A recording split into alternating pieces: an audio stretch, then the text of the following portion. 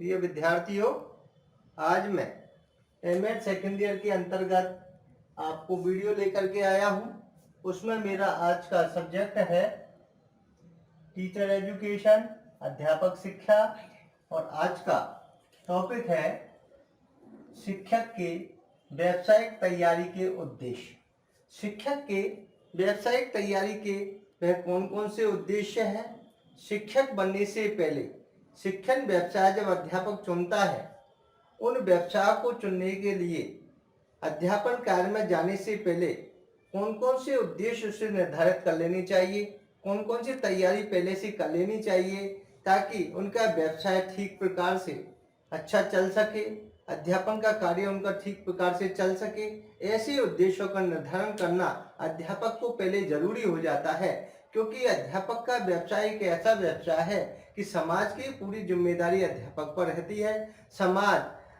बच्चे जब समाज से आते हैं, उनके पढ़ाने की सारी जिम्मेदारी अध्यापक पर रहती है कि बालकों का सर्वांगीण विकास ठीक प्रकार से हो सके।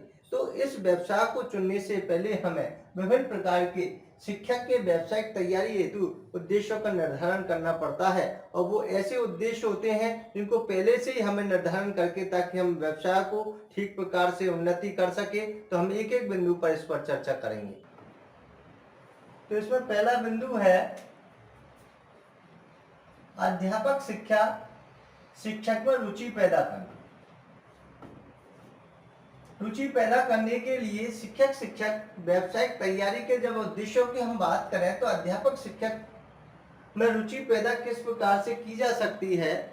जो भी अध्यापक इस व्यवसाय से जुड़ रहे हैं, उन अध्यापकों को अपने व्यवसाय के प्रति, अपने कार्य के प्रति, अपनी विषय वस्तु के प्रति, अपने जो उन्हें योजना बना रखे उसके प्रति अपनी जो रुचि है वो पैदा करनी चाहिए, कि जिस व्यवसाय से हम जुड़ना चाह रहे हैं, जिस व्यवसाय को हम प्राप्त करना चाहते हैं, उसमें हमें रुचि होनी चाहिए। जब तक रुचि नहीं होगी, तब तक उस कार्य को हम ठीक प्रकार से संपन्न नहीं कर सकते। जिस प्रकार से अध्यापक ट्रेनिंग लेता है, और ट्रेनिंग के दौरान विभिन्न प्रकार के प्राध्यापक बंधुओं के द्वारा उनको ट्रेनिंग में अध्यापक की सारी बातें बताई जाती है, ट्रेनिंग में कुशलताएं बताई जाती है, अध्यापक बनने के विभिन्न प्रकार के उद्देश्य उनको निर्धारित किए जाते हैं कि किस प्रकार से प्रशिक्षण में हम चीजों को बताएं, ताकि वो अध्यापक, भावी अध्यापक में वो गुण विकसित हो सके, कि वो अच्छा अध्यापक बनकर के समाज में जाए और बालकों का सर्वांगीण विकास करें। इसलिए अध्यापकों में अपने व्यवसाय के प्रति तब तक रुचि नहीं होगी। शिक्षक में रुचि पैदा करना अति आवश्यक हो जाता है, क्योंकि जब अध्यापन का कार्य जब हम करते हैं और रुचि बिना अध्यापन का कार्य करेंगे, तो बालकों का हम ठीक प्रकार से विकास नहीं कर पाएंगे, ठीक प्रकार से विषय वस्तु को नहीं समझा पाएंगे। नीरसता के माध्यम से जब अध्यापक पढ़ाता है, तो वो रुचि उनमें पैदा नहीं हो पाती जितनी रुचि पैदा होनी चाहिए। इसलिए अध्यापन का कार्य चुनने से पहले ही सुनिश्चित हो जाना चाहिए। उद्देश्यों का निर्धारण करने का हमारा पहले से ही तैयारी हमारी इसलिए होती है कि हम जिस व्यवसाय में जा रहे हैं, तो हमें सोच समझ कर जाना चाहिए, और सोच समझ कर जाने से पहले हमें उसमें अपने व्यवसाय के प्रति ये धारणा बना लेनी चाहिए, उसमें ऐसी रुचि जागृत हो जानी चाहिए कि जो भी मैं इसमें सीखूंगा वो बच्चों के हितकर के लिए, श्रम के हितकर के लिए और अच्छे अध्यापक के बनने के लिए मैं ये तैयारी कर रहा हूँ। तो ऐसी रुचि पैदा करने के लिए भी हमें इसकी तैयारी कर लेनी चाहिए। दूसरा है नवीन चिंतन एवं ज्ञान प्रदान करना। नवीन चिंतन एवं ज्ञान प्रदान करना भी एक अध्यापक का बहुत बड़ा उद्देश्य हमें निर्धारित करना पड़ता है, पहले से तैयारी करनी पड़ती है कि नवीन चिंतन, हमें नई नई खोज के बारे में, नए नए चिंतन करने के बारे में हमें सोचना चाहिए, और नई सोचना चाहिए। नवीन तरीके से हमें आगे बढ़ने के लिए हमें उस पर विचार मंथन करना चाहिए, विचार करना चाहिए, और ज्ञान प्रदान करना चाहिए। किस प्रकार से हम नई चीज़ों को सीखें, स्वाध्याय करें, पुस्तकों में जाने, मैगजीनों में पढ़ें, अन्य विद्वान साथियों से संपर्क करें, चिंतन करें, मनन करें, विचार करें। और नवीन चिंतन में ज्ञान प्रदान करना भी हमारे जो शिक्षक व्यवसाय में जाने से पहले हम जब उद्देश्यों का निर्धारण की बात करते हैं, या व्यावसायिक तैयारी जब हम करते हैं तो विभिन्न प्रकार से विचार हमें करना होता है, चिंतन मनन करना होता है कि हम जिस व्यवसाय को चुनने के लिए जा रहे हैं वो व्यवसाय हमारे आगे चलकर वो सफल होगा या नहीं होगा, हमें किस प्रकार से इस व्यवसाय को आगे बढ़ाना है, अध्यापन कार्य का व्यवसाय को किस प्रकार अच्छे बनाते हुए समाज में अच्छा स्थान हम प्राप्त कर सकते हैं और हम अपने पद की गरिमा बना सकते हैं। ये सारी चीजें चिंतन और मनन एवं ज्ञान के आधार पर हो सकती है, इसलिए हमें इनके लिए ज्ञान प्रदान करना, भावी अध्यापकों को भी ये सिखाना कि हम जब अध्यापन का व्यवसाय जब चुनते हैं तो अपने व्यवसाय के प्रति हमें ज्ञान प्रदान और चिंतन मनन करना चाहिए कि जो भी हम व्यवसाय कर रहे हैं उस पर कोई उंगली न उठाएं और कई प्रकार से हम व्यवसाय को आगे बढ़ाने के लिए प्रेरित करें ताकि हम नवीनता उसमें ला सके, फिर संचारों का प्रयोग कर सके, नई तकनीकी का प्रयोग कर सके, बच्चों को अच्छा लाभ दे सके और बच्चे इससे प्रभावित हो सके और विषय वस्तु जब भी वो समझा रहा है उन विषय वस्तु को छात्र ठीक प्रकार से समझ सके। इन सारी बातों पर उनको विचार विमर्श करके ऐसी तैयारी, ऐसे लक्ष्यों का, ऐसे उद्देश्यों का निर्धारण करना चाहिए, क्योंकि शिक्षक के व्यावसायिक तैयारी के उद्देश्यों को हमने इसमें समाहित किया है, जिसमें ये होता है, जिसमें ज्ञान प्रदान करना ही सबसे बड़ी है कि वो चिंतन मनन करें। तीसरा है ज्ञान प्राप्ति हेतु स्वप्रेरणा एवं उत्साह प्रदान करना। और ज्ञान प्राप्ति हेतु जो भी अध्यापक है उसमें ज्ञान प्राप्ति हेतु स्वप्रेरणा विकसित होनी चाहिए एवं उत्साह प्रदान उनमें होना चाहिए। जो भी हम कार्य कर रहे हैं, जिस व्यवसाय को हम चुन रहे हैं, उसमें ज्ञान प्राप्ति का लक्ष्य हमारा होना चाहिए। नई नई बातों को सीखने का उत्साह उनमें होना चाहिए, नई तरीके उनमें आने चाहिए, नई तरीके की विधि प्रविधियां पद्धतियों को जाने, विभिन्न प्रकार के उतार चढ़ाव से अपने पाठ्य विषय वस्तु को पढ़ाएं, नई नई टेक्निक से पढ़ाएं, नई नवाचारों से। तो जब तक ज्ञान प्राप्ति उनमें स्वयं प्रेरणा जागृत नहीं होगी किसी कार्य के प्रति, जब तक वो स्वयं अपने आप में स्वयं प्रेरणा विकसित करना भी एक बहुत बड़ी बात होती है। तो अध्यापक का कार्य जो कर रहे हैं अध्यापक या वो जुड़ना चाहते हैं उनको स्वयं प्रेरणा विकसित करना अति आवश्यक हो जाता है। अगला है अध्यापक शिक्षक को साधन संपन्न एवं आत्मविश्वासी बनाना।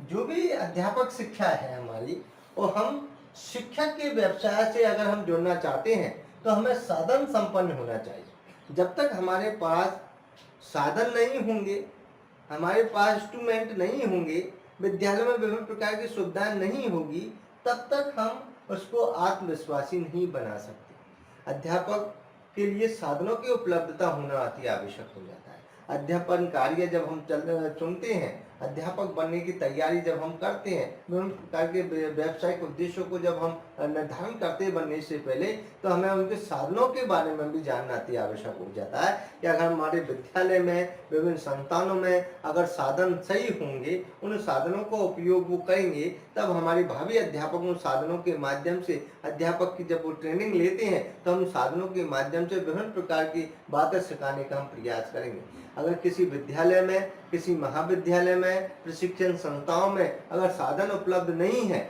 तो हम अध्यापन कार्य से जुड़े अध्यापकों को, भावी अध्यापकों को ठीक प्रकार से शिक्षण कार्य नहीं करवा सकते। इसलिए हमें साधनों की उपलब्धता होना अति आवश्यक हो जाता है और तभी हम आत्मविश्वासी बन सकते हैं। आत्मविश्वासी हमें उसमें विभिन्न प्रकार से विश्वास जागृत कर सकते हैं। तब तक हमारे पास साधन होंगे तभी उसको संपन्न हम कर सकते हैं। इसलिए हमें शिक्षक के अच्छे साधनों को संपन्न करने के लिए, अपने आप में विश्वास जागृत करने के लिए साधनों की उपलब्धता होना जरूरी हो जाता है। अगला है छात्र की रुचियों, आवश्यकता, व्यवहार पद्धति को समझने में समर्थ बनाना।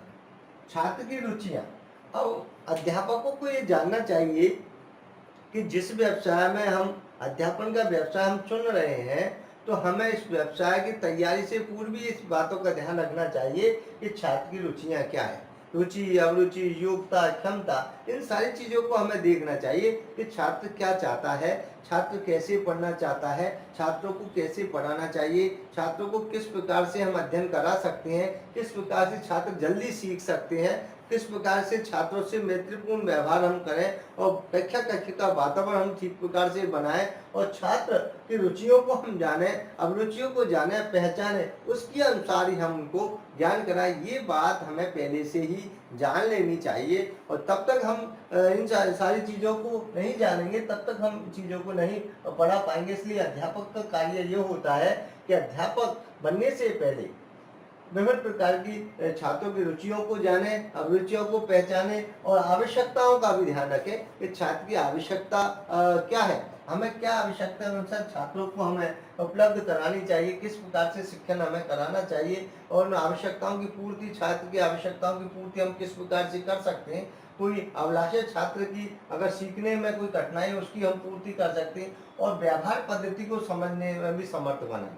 छात्रों की व्यवहार पद्धति को भी हम समझें कि छात्र का व्यवहार क्या है, किस प्रकार से वो कक्षा में अन्य छात्रों को ट्रीट कर रहा है या किस प्रकार से व्यवहार कर रहा है, उन चीज़ों को भी हमें जानना है। तो व्यवहार पद्धति को समझने में समर्थ बनाना भी एक भावी अध्यापक के लिए सिखाना जरूरी हो जाता है। क्योंकि जब अध्यापक बनता है तो अध्यापक पर समाज की बहुत बड़ी जिम्मेदारी आ जाती है। समाज से बहुत सी अभिलाषा, समाज की अभिलाषा अध्यापक पर बहुत टिकी हुई रहती है कि अध्यापक जो बन रहा है वो एक सामाजिक नागरिक है और समाज की सबसे महत्वपूर्ण जिम्मेदारी अध्यापक पर होती है।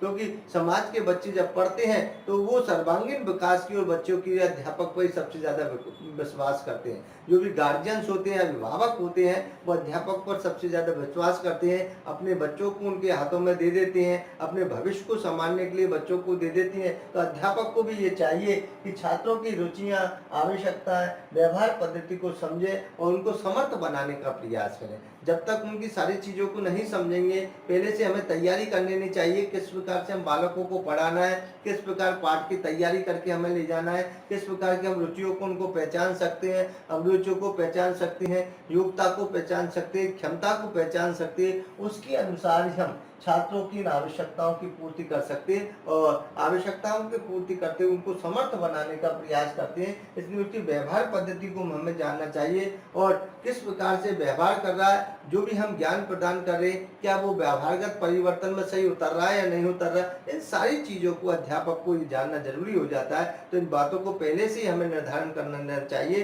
कि अध्यापक बनने से पूर्व हमें इन सारी चीज़ों को सीख लेना चाहिए ताकि आने वाले समय में हमें कोई भी किसी भी प्रकार की कठिनाई पैदा नहीं हो। इन सारी बातों को भी हमें समय समय पर ध्यान रखना चाहिए। अगला है शिक्षा, मनोविज्ञान एवं प्रशासनिक दृष्टिकोण विकसित करना।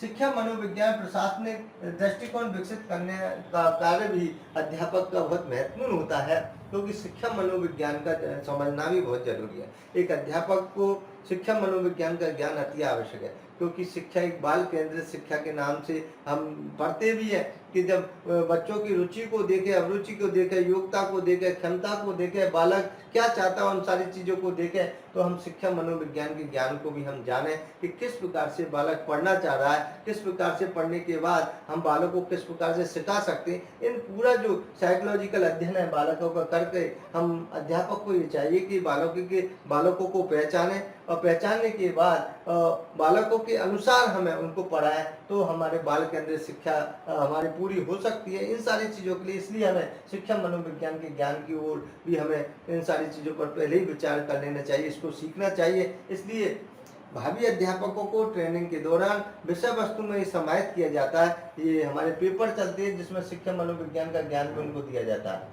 इन सारी चीज़ों से बालक जो अध्यापक है, प्रश्नार्थी जो अध्यापक बनना चाहते हैं उन सारी चीज़ों को पढ़ करके सीख जाते हैं। प्राध्यापकों द्वारा विभिन्न प्रकार का ज्ञान भी अच्छे तरीके से दिया जाता है। तो ये भी एक कार्य है, जब तक अध्यापक में शिक्षा मनोविज्ञान का ज्ञान नहीं होगा तब तक वो ठीक प्रकार से बालकों को आगे विकसित करने में असमर्थ रहेगा, आगे बढ़ाने में असमर्थ रहेगा, अच्छे ज्ञान देने में असमर्थ रहेगा। इसलिए हमें इसका ज्ञान भी होना अति आवश्यक, इसकी तैयारी पहले से ही कर लेनी चाहिए, समझ लेना चाहिए, उद्देश्यों का निर्धारण कर लेना चाहिए।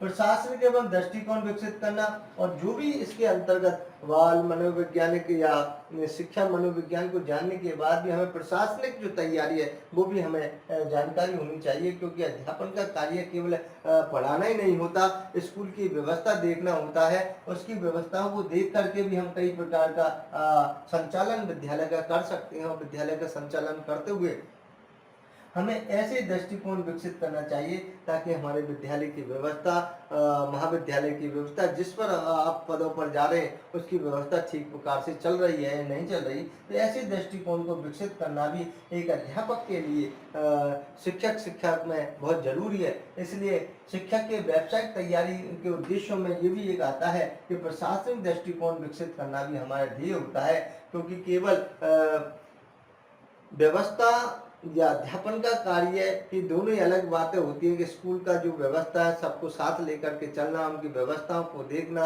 विभिन्न प्रकार के जो भी सरकार के दिशा निर्देश है उसका पालन करना, ये सारी चीजें हमें होनी चाहिए। तो ये भी पहले से ही हमें तैयारी कर लेनी चाहिए। अगला है संप्रेषण प्रक्रिया को प्रभावी बनाना। संप्रेषण प्रक्रिया को प्रभावी बनाने के लिए भी हमें कई प्रकार के जो उद्देश्यों का निर्धारण हमें पहले से ही कर लेना चाहिए कि हमें संप्रेषण, जो भी हमारी बात कहने का तरीका है, पढ़ाने का तरीका है, विषय वस्तु समझाने का तरीका है, बात पहुंचाने का तरीका है, तो हम किस प्रकार से हमारी संप्रेषण जो कार्य है वो ठीक प्रकार से हो रहा है नहीं। मैं कहना कुछ चाह रहा हूँ बच्चे कुछ समझ पा रहे हैं, या मैं कुछ बताना चाह रहा हूँ बच्चे कुछ समझ पाए, ये सारी प्रक्रिया संप्रेषण प्रक्रिया के अंतर्गत प्रभाव। जो भी मेरा जो कार्य पढ़ाने का तरीका है वो संप्रेषण ठीक होना चाहिए, पढ़ाने का तरीका ठीक होना चाहिए, तभी बच्चे, आगे के बच्चे भी सुन सकेंगे, पीछे के बच्चे तक वो बातें ठीक प्रकार से पहुंच पाएगी। इसलिए मेरी संप्रेषण प्रक्रिया, जो भी अध्यापक उसकी संप्रेषण प्रक्रिया प्रभावी होनी चाहिए। जब तक संप्रेषण प्रक्रिया प्रभावी नहीं होगी तब तक बालकों को हम ठीक प्रकार से अपनी बातों को पहुंचाने में असमर्थ रहेंगे। इसलिए अध्यापक का जो कार्य है, जो अध्यापक जब करता है तो विभिन्न प्रकार के व्यावसायिक तैयारी के उद्देश्यों को साथ में लेकर के चलना चाहिए। अपने पाठ की तैयारी ठीक प्रकार से करके जाए ताकि बालकों को जो विषय वस्तु का ज्ञान वो दे रहे हैं बालकों तक वो ठीक प्रकार से पहुंच पा रहा है। आगे बैठने वाले बालक ठीक प्रकार से समझ पा रहे, मध्य में बैठने वाले बालक ठीक प्रकार से समझ पा रहे, या पीछे बैठने वाले भी छात्र ठीक प्रकार से समझ पा रहे। तो इसका मतलब सब ठीक प्रकार से समझ पा रहे, तो मेरी संप्रेषण, जो भी अध्यापक पढ़ा है उसकी संप्रेषण प्रक्रिया ठीक प्रकार से है। इन सारी चीजों से अंदाजा लगाया जा सकता है। अगर कोई छात्र अपनी बात नहीं पहुंच पा रहे, नहीं सुन पा रहे, तो संप्रेषण प्रक्रिया में सुधार करना चाहिए। ये सारी चीजों को हमें प्रभावी बनाने के लिए तैयारी पहले से उपलब्ध होनी चाहिए, तैयारी को सीख लेना चाहिए। अगला है तकनीकी विधियां। तकनीकी विधियों में छात्रों की सहभागिता बनाना।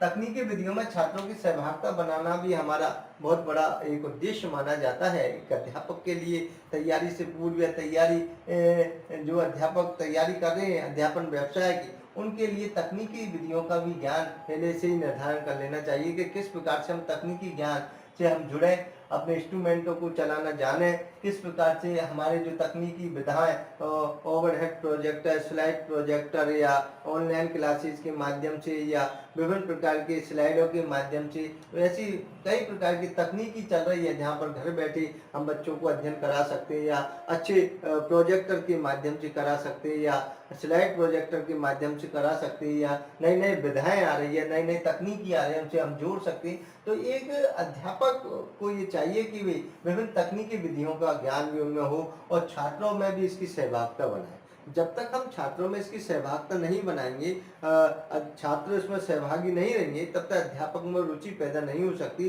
छात्र नहीं सीख पाए। इसलिए पहले अध्यापक सीखे, फिर छात्रों को इन बातों को सिखाए। इसलिए तकनीकी विधियों का ज्ञान भी एक अध्यापक में बहुत जरूरी है। विभिन्न प्रकार की विधि प्रविधियों को जानना, टेक्निकल, आज वैज्ञानिक युग है, विभिन्न प्रकार के नई नवाचारों से जुड़ना, नए संचार के माध्यम को आना, ये सब तकनीक के अंतर्गत आते हैं। इसलिए हमें इनमें सहभागिता बनाना भी हमारा इसका उद्देश्य माना जाता है, पहले से ही निर्धारण कर लेना चाहिए।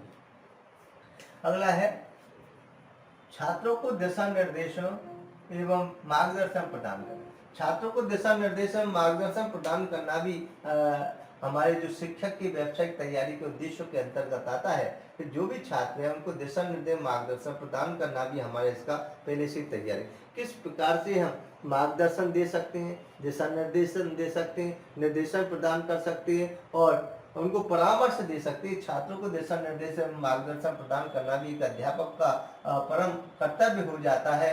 और उद्देश्यों में ये निर्धारण करना पड़ता है कि अध्यापक छात्रों को दिशा निर्देश दे, परामर्श दे, निर्देशन दे और उनको आगे बढ़ाए। जो भी उनकी कठिनाई उनको दूर करें, समय समय पर उन पर मार्गदर्शन देते रहें, बातचीत करते रहें, गाइडेंस देते रहें। जब तक हम समय पर दिशा निर्देश नहीं देंगे तब तक बालक आगे नहीं बढ़ेगा। इसलिए अध्यापक का कार्य ये होता है वो जाने, पहले समझे, जिसके बाद बालकों को दिशा निर्देश दे ताकि बालक भटके नहीं, इधर उधर गलत रास्तों पर न जाए, ठीक प्रकार से अपनी उन्नति करते हुए अच्छे अध्यापन का कार्य या अच्छे शिक्षा को प्राप्त कर सके, भावी अध्यापन सारी चीज़ों को सीख सके।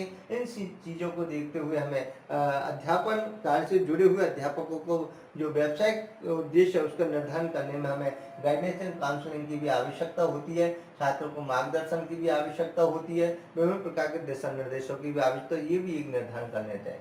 कक्षा व्यवस्था संबंधी समस्याओं का समाधान, कक्षा व्यवस्था संबंधी समस्याओं का समाधान करना भी सबसे बड़ी बात होती है। अध्यापक को ये जानना होता है कि कक्षा व्यवस्था संबंधी समस्याओं का समाधान करना, किस प्रकार से कक्षाओं की व्यवस्थाओं का हम समाधान कर सकते हैं। कठिनाइयाँ आती रहती है कक्षा में, विद्यार्थियों के संबंधी, वातावरण संबंधी, पाठ्यक्रम संबंधी या अन्य कोई भी संबंधी, तो कक्षा व्यवस्था संबंधी समस्याओं का समाधान करने की प्रक्रिया की तैयारी भी अध्यापक में आनी चाहिए। जब तक कक्षा व्यवस्था की समाधान उन पर नहीं होगा तब तक वो ठीक प्रकार से विद्यार्थियों में पढ़ाई के प्रति या उसके कक्षा की व्यवस्थाओं के प्रति सजग नहीं रहेगा। इसलिए व्यावसायिक तैयारी के उद्देश्यों में इसको भी ध्यान में रखना चाहिए कि किस प्रकार से कक्षा व्यवस्था हम करें, बैठक व्यवस्था किस प्रकार से करें, पाठ्य सामग्री किस प्रकार से हम पढ़ाएं, वातावरण हमारे कक्षा ठीक है या नहीं। इन सारी चीज़ों अगर समस्या है उसका हम समाधान करने का तरीका भी हम जानें।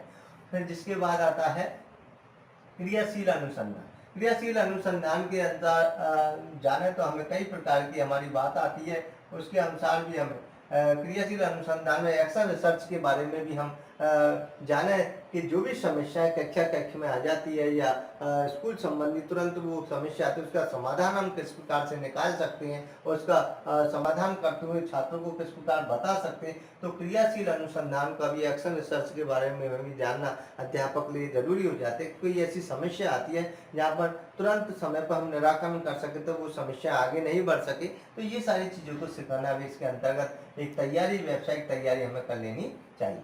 शैक्षिक वातावरण प्रदान करना, और शैक्षिक वातावरण हमें सभी छात्रों के लिए, अध्यापकों के लिए, भावी अध्यापकों के लिए इस प्रकार के अध्यापकों में इस प्रकार का शैक्षिक वातावरण पैदा करना ताकि हम शिक्षक के व्यवसाय से जब जुड़ रहे हैं तो हमारा शैक्षिक वातावरण अच्छा हो, क्योंकि समाज का जो दिग्दर्शन है वो अध्यापक पर ही टिका हुआ है। समाज का जो विश्वास है वो अध्यापक पर ज़्यादा होता है। इसलिए हम बच्चों को ज़्यादा से ज़्यादा ऐसे वातावरण में डालें, इस प्रकार के वातावरण पैदा करें कि हमारे जो अध्यापक का जो कार्य होता है उसका शैक्षिक वातावरण ठीक प्रकार से हो, पूरा वातावरण शिक्षा से जुड़ा हुआ हो। अध्यापक स्वयं पढ़ें, स्वाध्याय करें और स्वाध्याय करके ये अच्छी बातें छात्रों को प्रेषित करें। तो मैंने एक एक बिंदु आपको बताने का प्रयास किया है, समझाने का प्रयास किया है, बहुत ही अच्छी तरीके से सरल भाषा में समझाने का प्रयास किया है, जिसमें मैंने आपको ये सारी चीज़ें समझ में आ रही होगी और समझते हुए आप इस वीडियो को देखेंगे, सुनेंगे। जय हिंद, जय भारत, नमस्कार, धन्यवाद।